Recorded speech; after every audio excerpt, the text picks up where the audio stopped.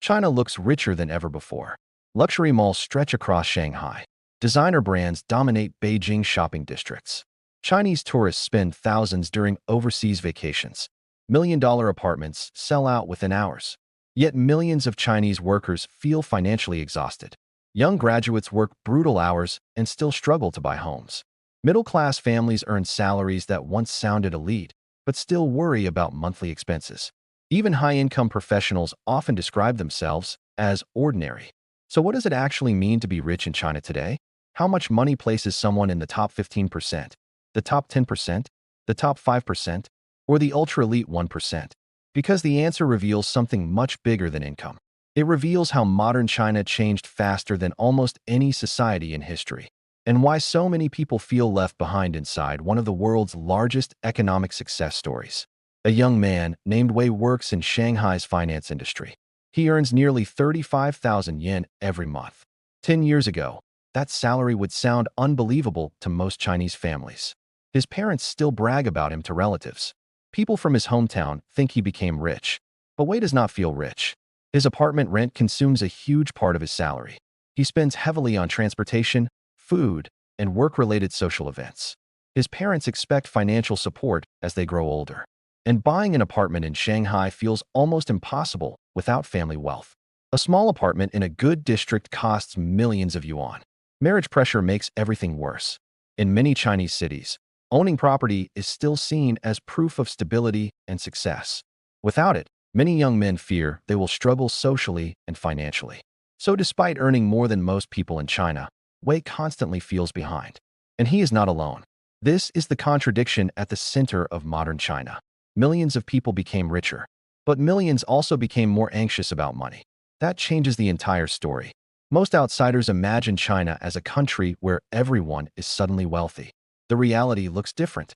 China's economy expanded rapidly for decades. Hundreds of millions escaped poverty. Entire cities emerged almost overnight. Infrastructure transformed the country at historic speed. But wealth distribution remains deeply uneven. China still contains enormous gaps between urban and rural life. A professional in Beijing might earn more in 1 month than a rural worker earns in an entire year. And even inside wealthy cities, inequality keeps growing. According to various estimates, entering China's top 15% often requires a household income between roughly 300,000 yen and 400,000 yen annually, depending on the city and family structure. That already places someone far above average national earnings. But here's the shocking part. Many people inside this income range still feel financially insecure, because income alone no longer defines wealth in China. Assets do, and especially one asset: property. This is where China's modern wealth story completely changes.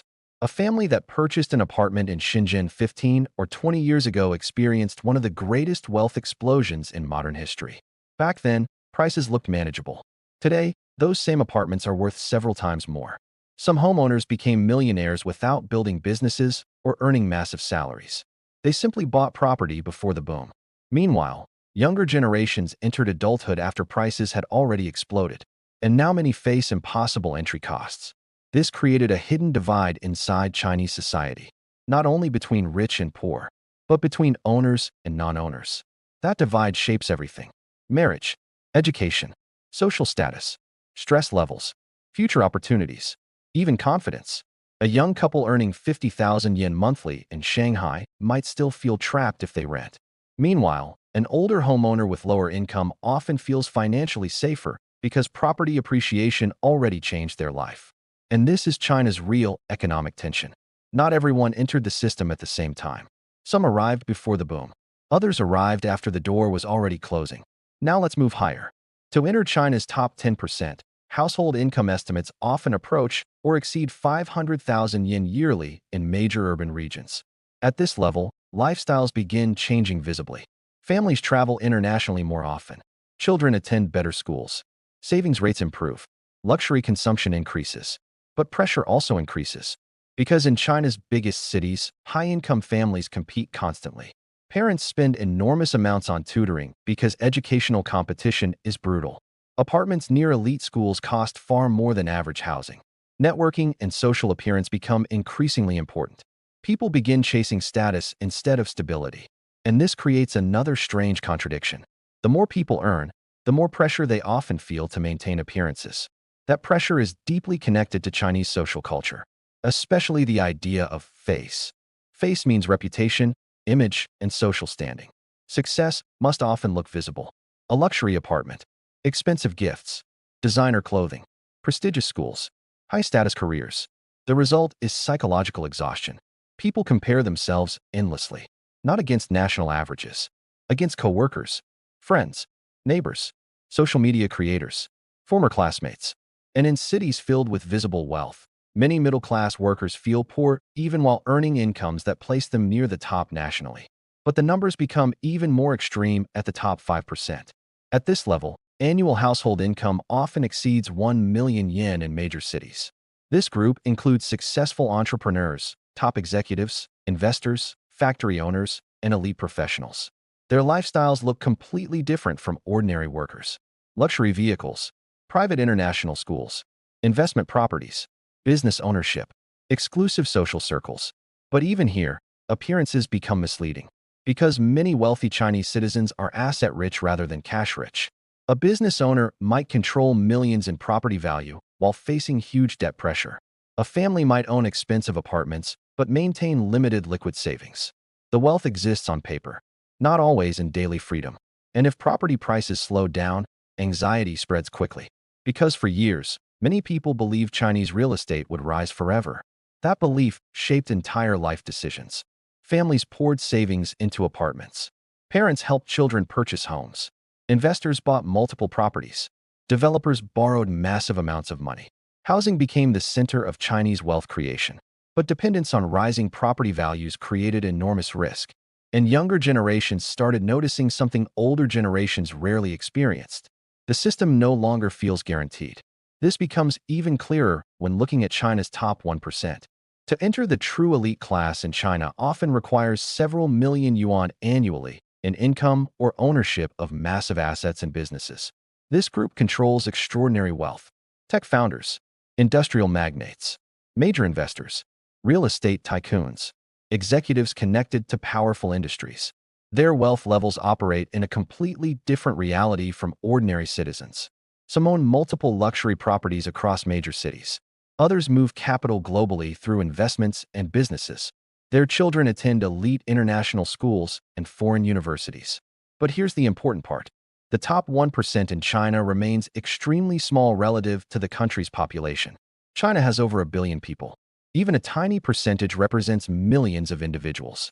So visible luxury creates an illusion. People constantly see signs of extreme wealth online and inside major cities. But most citizens do not live that way. And exposure to elite lifestyles changes public psychology. This is where emotional pressure becomes dangerous. Because expectations changed faster than wages. A generation ago, many Chinese families focused on survival and stability. Today, young workers face an entirely different environment. They chase home ownership in overheated markets. They compete in intense educational systems. They struggle with rising living costs. They compare themselves against impossible standards online. And many feel they are falling behind, even while living better than previous generations. That is the hidden psychological side of economic growth. Richer societies often create new forms of pressure, especially when inequality becomes highly visible. And nowhere is this more obvious than among China's Gen Z population. Many young graduates entered weak job markets after years of intense academic competition. Youth unemployment became a major national concern. High-paying positions became harder to secure. Yet social expectations remained extremely high. Young people still feel pressure to succeed quickly, to buy homes quickly, to marry quickly, to appear successful quickly. And when reality fails to match expectations, frustration grows. This helps explain why many young Chinese citizens describe themselves as exhausted. Not because China failed economically, but because success became harder to reach compared to previous decades. During China's rapid boom years, property prices rose aggressively. Businesses expanded rapidly. Opportunities multiplied. Older generations benefited from timing. Younger generations inherited competition. That changes everything. Consider two families. One family purchased property in Guangzhou 20 years ago. The other family rents today in the same city. Both families earn similar incomes. But after 20 years, the homeowner family built massive wealth through appreciation. The renter family spent enormous money simply maintaining housing access. One gained assets, the other gained expenses. And this is why income alone tells only part of the story. In modern China, ownership matters more than many people realize. Ownership creates leverage. Ownership creates security. Ownership creates long-term wealth. Without ownership, even strong salaries feel temporary. This also explains why many Chinese parents became obsessed with helping children buy homes. For many families, property ownership feels like survival inside the modern economy, and the emotional consequences are enormous. Young workers delay marriage because housing feels unaffordable. Couples postpone children because education costs look overwhelming. Middle-class professionals experience burnout trying to maintain upper-middle-class lifestyles. Meanwhile, social media continuously amplifies visible luxury. And this creates a dangerous cycle. People no longer judge wealth rationally. They judge it emotionally. A person earning 500,000 yen annually might still feel unsuccessful living beside millionaires in Shanghai. A family inside China's top income brackets might still feel average because surrounding lifestyles distort perception.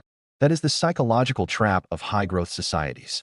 Visibility changes expectations, and expectations influence happiness more than raw income itself. But there's another hidden truth most people miss. China's middle class remains one of the largest in human history. Hundreds of millions experienced extraordinary improvements in quality of life. Modern transportation, better healthcare, improved education, technology access, higher consumption, safer infrastructure. The transformation was real. But human psychology adapts quickly. What once felt luxurious becomes normal. And once something becomes normal, people stop feeling grateful for it. They focus instead on what they still lack. That's why many wealthy societies experience rising anxiety despite rising living standards. People compare upward endlessly. And in China, upward comparison became intense because wealth differences became highly visible within a single generation. This is why the question, how much money makes you rich in China, has no simple answer. Because feeling rich and being rich are not the same thing. A homeowner with modest income may possess more real wealth than a high-paid renter. A business owner with volatile assets may appear wealthy while feeling constant stress. A young professional earning far above average may still feel financially trapped inside expensive cities. Perception changes everything. And this leads to the biggest reframe of all. The real issue in China is not only income inequality. It is asset inequality. People who gained access to appreciating assets early experienced extraordinary wealth creation. People entering later face entirely different conditions. And once property became tied to identity, marriage, and social status, financial pressure intensified across society. China did not become unaffordable overnight. Expectations changed faster than economic reality. That is why so many people feel confused. The country became richer, yet financial anxiety also increased. Luxury expanded, but so did pressure.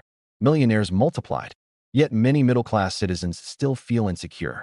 Because modern wealth is not only about money. It is about timing, ownership, location, social expectations, and psychological comparison. In the end, the people who appear rich are not always financially secure. And many truly wealthy people avoid displaying desperation. Because real wealth often looks quieter than people expect, especially in economies shaped by property, status, and long-term asset growth. In modern China, what you own often matters far more than what you earn. An understanding that changes the entire story behind the numbers. If you enjoy deep dives into China's economy, wealth psychology, and the hidden realities shaping modern life, subscribe for more. Because behind every economic statistic lies a human story most headlines never explain.